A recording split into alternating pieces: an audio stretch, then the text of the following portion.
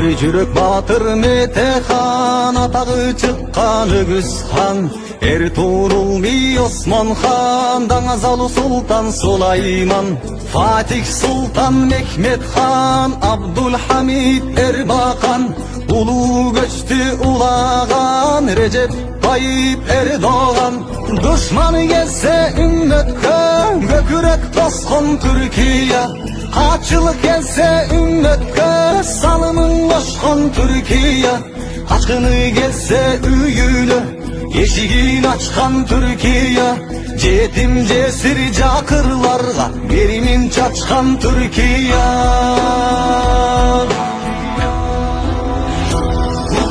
Erjürek batır Metehan, atağı çıkkan Ögüzhan.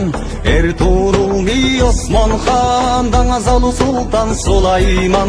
Fatih Sultan Mehmet Han, Abdülhamid Erbakan. Ulu göçtü ulağan, Recep Tayyip Erdoğan. Düşmanı gelse ümmetke, gökürek toskun Türkiye. Kaçılık gelse ümmetke, salımın koşkun Türkiye. Kaçkını gelse üyülü, yeşigin açkan Türkiye. Cetim cesir cakırlarla, berimin çaçkan Türkiye.